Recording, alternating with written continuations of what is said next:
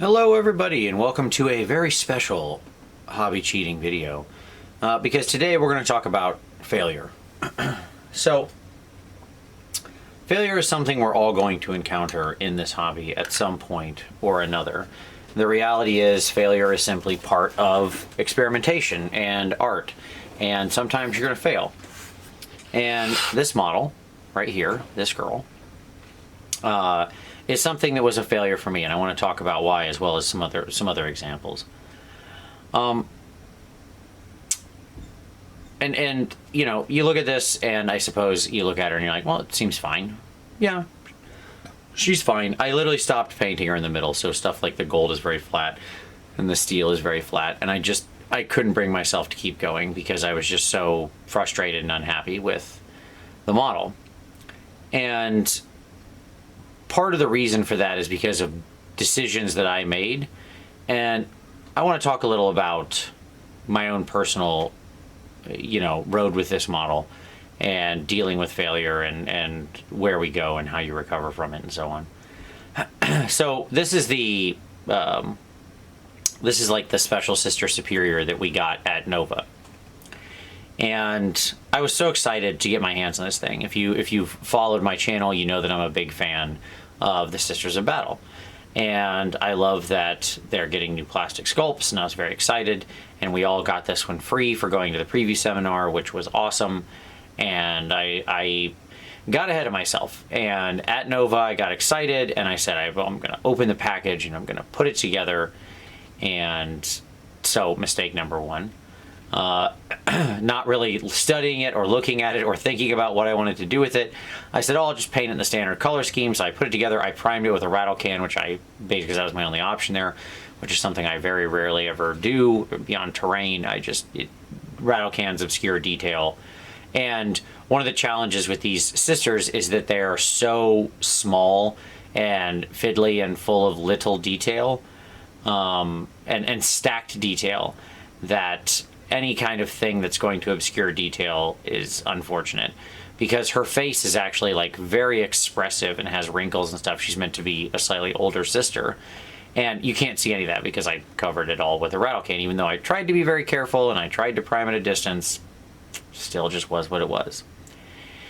And then I started painting it there, and I used a color scheme that I wasn't that excited for, the sort of traditional Sisters color scheme, like what's depicted in kind of the art that's there. And it just doesn't draw my passion at all. So I was painting it, and it was becoming a chore, which shouldn't be happening. I love these girls. I think they're awesome. And I had to stop and say, what's going on? I hated the little freehand pattern I was doing because it was just uninspired. There was nothing going on. Part of the nature of failure is when what's in your head, right? This is probably the way we most commonly experience it. When what's in your head doesn't align to what you see on the model. And when we first start painting, that's something that we all encounter a lot. Lord knows I encountered this all the time. I would have these grandiose plans in my head of what the model was going to look like, and then I would paint it, and I couldn't get it to match what was in my head. It was one of the things that drove me so hard in the first years of trying to increase my painting quality, because I was just so tired of it. And what I'm going to do with her is I set her to the side. And I said, you know what, I was lucky enough, I had a friend there who doesn't have any interest in Sisters, who was also in the room, was nice enough to give me theirs. And I took this as a learning lesson. And sometimes it's okay for models to be that. For models to just go, you know what, this one's just going to go sit somewhere. Maybe I'll do something with it someday. Who knows? But I'll get the second one and I'll do it right. This should be in sub-assembly. She's way too layered. Like, you can see how many layers of stuff there is in here for her not to be in sub-assemblies. I'm going to actually put thought into a color scheme I will enjoy painting, into what I want to express with this model. And the higher the hopes, the higher the bar you set for a model, the easier it is for you to suddenly run into the specter of failure, right? And that sucks. Because we want the things that we're most passionate about to be the best. So how do we deal with failure? Well, how do we prevent it first off? Well, we use the 5 Ps, and the 5 Ps that I completely ignored here. Prior planning prevents poor performance. I did 0 of that here, no prior planning to be had, and as a result, my performance was poor, okay? And that means next time, I learn from that. I don't get ahead of myself, I don't get overexcited, and I say, okay, I'm gonna sit down, I'm gonna do some work, I'm gonna put together a color scheme, I'm gonna do a tester somewhere of that, not on a model I care about too much, and make sure that I like it, and then I'll go to painting the actual model. And I'll do it properly and in the sub-assemblies, and it'll be primed with my airbrush and so on and so forth, right? So how do you get it, but how do you deal with that mental hurdle? Well, let me talk about another interesting instance of failure. So I'm working on this Imperial Fist for a competition, and I'm okay with where his sword's at right now. I think it's interesting. I'm still not sure I love it, but I can't figure out what's wrong with it, but I think it's all right for the moment. And I played with this thing so many times. I mean, I painted the whole sword, looked at it, hated it, painted it again, still wasn't happy, went back to the airbrush, did a little touch-up work, didn't love it, went back again with my brush, started cleaning stuff up. I'm okay with it. Like, this had so many iterations, and I'm now to a point where I'm okay. There were 3 failures on the road to this, which is fine, right? And it's a competition piece, so it needs to be as good as it can possibly be. The answer was I just kept painting. And sometimes that's the answer to failure. So sometimes the answer is, you know what? We failed. We're going to push it to the side and learn from it. And that's okay.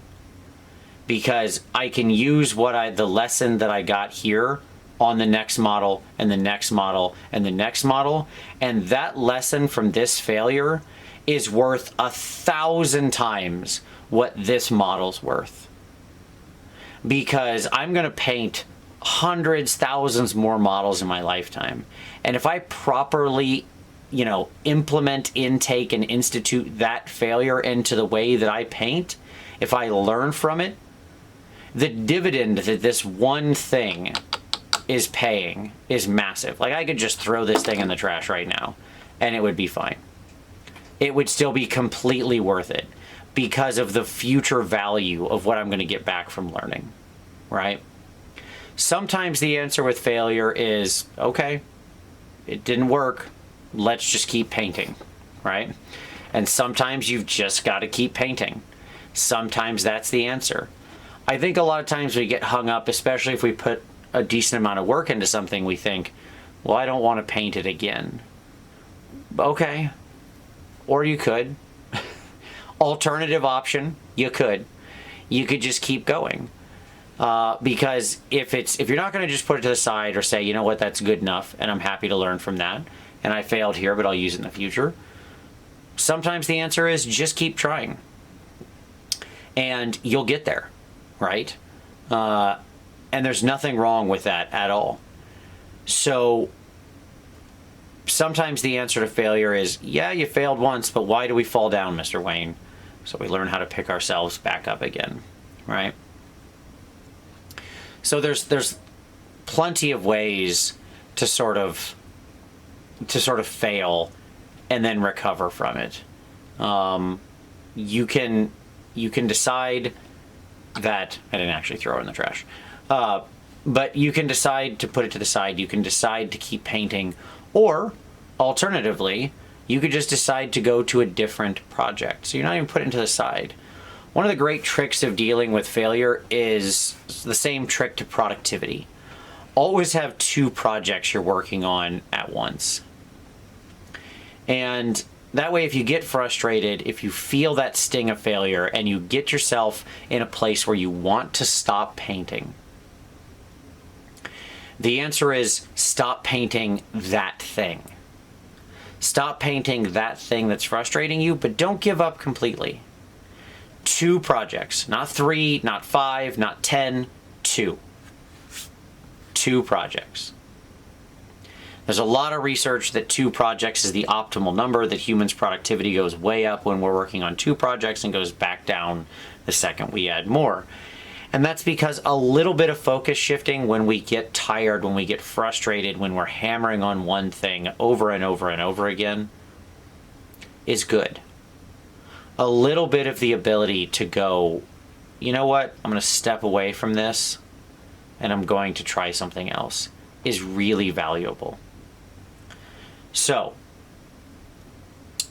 having that secondary project that you can go to and say, you know what, I'm going to work on this other thing instead. That has a lot of value. So think about maybe, if you're working on an army, have 2 units sort of ready to paint. If you're working on something for competition, have 2 pieces you're working on. If you're doing a little bit of both, have one that's a competition piece. Then when you get tired, when you get worn out because you've been plowing hours and hours into that competition piece, set that thing to the side and go get yourself a fun model to paint and just have a good old time, right? And the stress there is so much lower. And once the Calgon of a fun, loose project has melted away your stress, you can bring back in your competition or your display or your serious project or your showcase project, whatever it is. And you can look at it with fresh eyes and think, well, maybe if I did this, right? So, there you go. That's failure. And you might look at anything I'm showing you here and think, well, I wouldn't think that's a failure or whatever. I'd be happy if I painted a thing that looked like whatever. None of that matters because all of our failure is personal, and that's just it. I've never thought a piece was a failure because somebody else told me it was. And I think that's probably the parting lesson I wanna sort of leave you with. Other people can't define the value of your art. You can go to a competition, and you cannot win. And look, I've been there lots of times. Many more times than I've won, I've not won. In fact, I would say I've not won a lot. Most of the things I paint for competition don't win. That's the nature of competition. That doesn't make those things a failure. The things that you paint for your army, if you post it online and 30 people say they like it, but one person says, oh, that looks dumb, or that looks like this, or is bad, or whatever, it's easy for that one comment to stick in our head and for that to define what we see as the value of our art project. But that's not real. Our art is ours to own and ours to determine if we think we failed by our standards that we set up for ourselves. It is not anybody else's to determine. And that's an easy thing to say and a hard thing to do. I know it. Because we live in an age where we share stuff around and it becomes very easy to let other people sort of define our value and our self. But you cannot get trapped in that. In the end, this hobby, this passion, this miniature painting thing we all do is something that's so valuable for us in and of itself, for the art we create for us. And no matter where you are on your hobby journey, if you've done something that you're happy with, that's a success. If you've done something you're not happy with, then it might be a failure, but that's okay. Look at it and figure out why you think that's the case and decide to either learn from it and move on, or just keep painting until you get to somewhere you like. But either way, it's going to be valuable once you're happy, period. Okay? So I know this was an unusual hobby cheating video. Don't worry, we'll be back to normal techniques and how to paint whiz-bang things next week. But I thought this would be a fun derivation. When I asked people about this on the show, on Warhammer Weekly, and in the comments, people seem to be rather interested. And I think it's something universal. We've all encountered it. And I think that when you look at artists you admire, I know that I feel like this. I think when you look at artists who paint a lot of showcase stuff or display quality stuff, it's easy to imagine that they don't fail anymore. You know, when I share stuff online, I'm only sharing the stuff that I'm really happy with and that I like and that I put a lot of effort into. I don't share absolutely every model I paint every time. And I don't share the failures. Maybe I should more, right? And be more open about that, because it's easy to have this perception that like, oh, you know, this painter is of a certain level, hence they don't fail anymore. And that is nonsense. Okay? I would like to think I fail less because I've learned what I'm doing more. I would like to think I'm more happy more often with some of the things that I achieve, but to think that I don't fail at all, absolutely not. I mean, these are two things that happened in the past 2 weeks, okay, as of recording. So it's regardless of how experienced you become, how far you are, you will still have your failures. There might be more in the stage you're in right now. As you're watching this, there might be less. But the challenges are always going to be the same because it stings, it hurts, it sucks. And that's okay. Because what we learn from it, or the tenacity and the proof we get from it to ourselves when we push through it and conquer it, those have far more value than anything we lost by that single failure. All right? So there you go. That's our inspirational words of the day, I guess, from Vince. I hope you enjoyed this one. Like I said, I know this was an unusual hobby cheating video. This is more just me showing you a few things and then rambling for a while. But if you liked this one, give it a like. Subscribe for more hobby cheating videos in the future. Of course, most of them, like I said, will be techniques, but we do go down these sorts of rabbit holes every so often. We have new videos here every Saturday. If you have something you'd like to talk about in the comments, with whether your own personal challenges that you've overcome, I'd love to hear about it. If you have suggestions for future videos, hey, drop that down there too. That's always great. But as always, I very much appreciate you watching this one, and we'll see you next time.